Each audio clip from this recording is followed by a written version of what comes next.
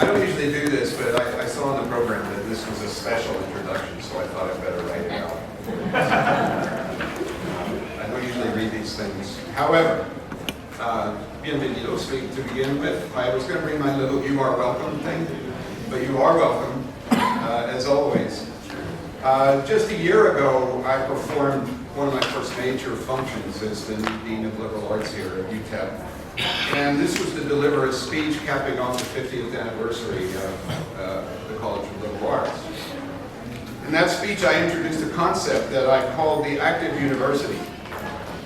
And the central defining characteristic of the active university is that it goes beyond mere access and excellence. It goes beyond a one-way conception of access, where we invite students of all ages, ethnic backgrounds, et cetera, to come and get an education at our campus. Many universities do that, although admittedly UTEP has gone far beyond most of the rest in terms of bringing students in from low-income backgrounds. But rather, the active university seeks to see access as a two-way street. We reach out into communities and we do something useful, all the while giving our students new kinds of experiences in community-engaged research and performance. In essence, this was an argument that universities do not have to be ivory towers that emphasize an elite education for their students. And even when they go into communities, they don't go as experts who tell people what they can do for them. Rather, universities should follow the principles laid down by Archbishop Romero of El Salvador, by the liberation theologist Gustavo Gutierrez. By the way, I'm not particularly religious, but I do admire these people. And the barefoot Dr. Paul Farmer. We should practice accompaniment. And to quote the words of Paul Farmer, there's an element of mystery, of openness in accompaniment. I'll go with you and support you in your journey wherever it leads. I'll keep you company and I'll share your fate for a while. And by a while, I don't mean a little while. Accompaniment is much more about sticking with a task until it is being completed by the person who is being accompanied, not by the accompanist.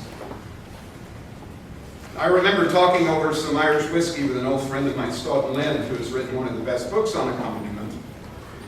And we talked about the tired old cliche, you can give someone a fish and feed them for a day, teach them how to fish, and they can eat for a lifetime. I don't want to get too religious again, but in the spirit of people don't live by bread alone, Stoughton and I and our friend Mr. Jameson talked it over, and we decided that you don't just give someone a fish, nor do you just teach them how to fish. In fact, they probably know how to fish a lot better than you do anyway. No, what you need to do is sit down and fish with them. Whether we're dancing, playing sport, building houses, or fishing, it is important to remember that when we do things together, we're doing the work of building community. And, of course, when we define work these days, we don't usually define it in that term.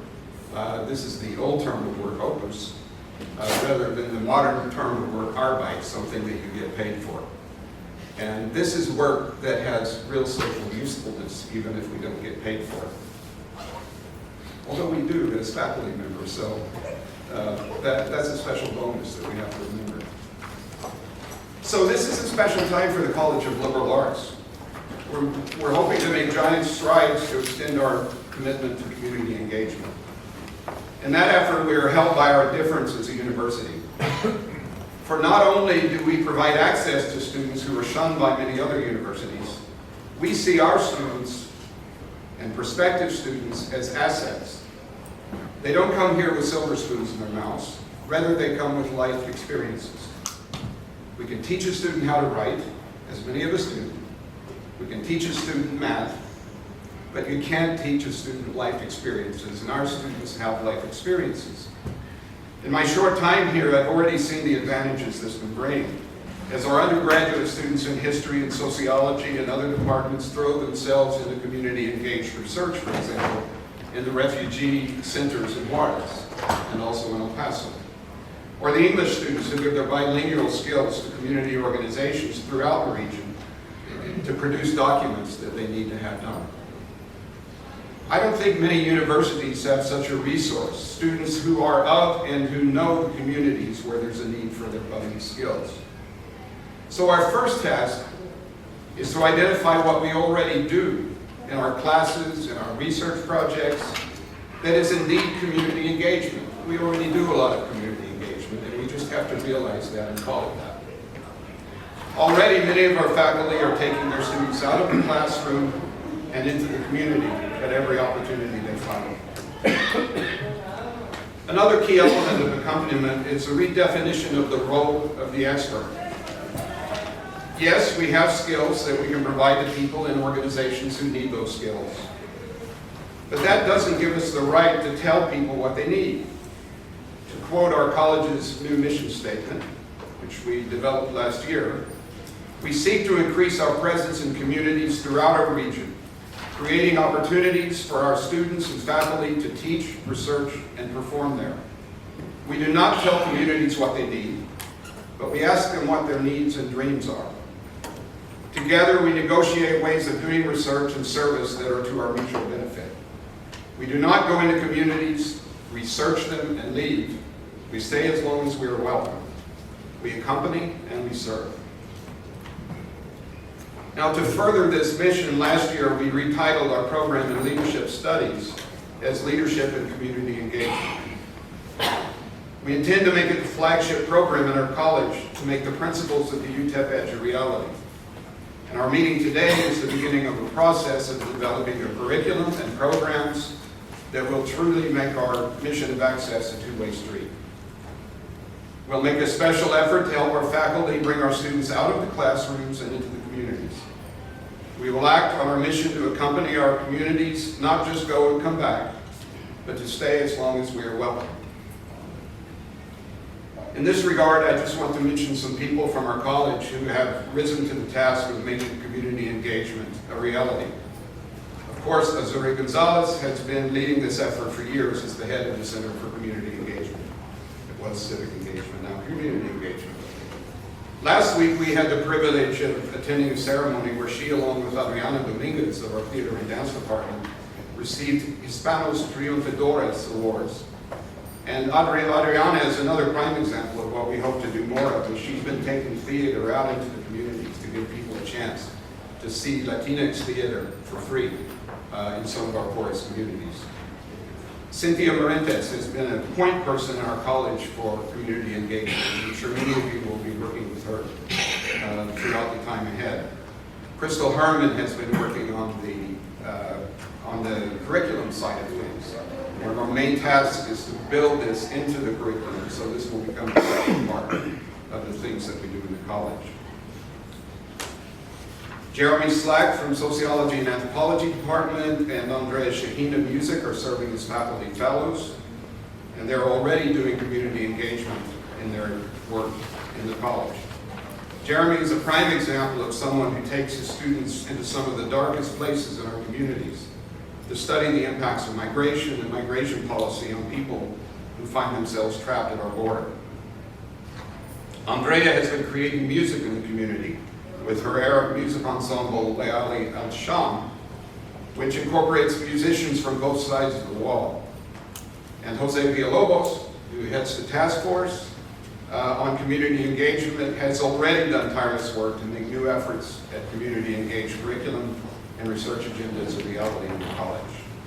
Aurelie, who is the chair of the Department of Leadership Studies, made it a real effort to introduce a new minor in leadership studies and to bring leadership studies back into the community and into the region. And we certainly thank her for that, and we look forward to her leadership in the program in leadership studies. Others on the task force and beyond have done great work, and many of them are leading sessions here today. Some of the topics include models of community engagement, and there are many of them out there and many that we don't know about. I'm just back from a trip to Ireland and Scotland where I talked to people about a model that's very prominent in Europe called the science shops. And in the science shops, which is a model which we've begun in Holland, and has now spread throughout Europe. Hundreds of community organizations in every city where there's a university become involved in telling the university what kinds of research they need to be done. And they're paired up then with students and with classes in the various departments around the university. And it's a very interesting model and one that we'll follow up and see if we can learn from it. So we'll talk about different kinds of models that can be done. We'll talk about curriculum. How do we build community engagement into the curriculum so it becomes a simple part of what we do as faculty members and as students and staff and so on within the university. And finally, there will be a session later on today about the connections between teaching, service, and research, because one of our biggest challenges is to break down those barriers between those three parts of what we do. We have a new workload policy in the college, but a real workload policy would be one where we don't even have to think about what is research, what is teaching, and what is service. Those things work together, and in particular, doing community-engaged research and teaching is a perfect way of finding data and building, your research profile, getting publications, grants, and so on. So community engagement is something that we can do that will actually enhance what we do rather than being a diversion from what we're supposed to be doing in the university. So we thank all of the facilitators as well who you'll be working with throughout the day, and we look forward to a good day and a very fruitful day. And finally, thanks to all of you. The only way that we'll make this new vision a reality is if we all sit down and fish together. So let's get down to the work of building community. Thank you very much. We'll get to work.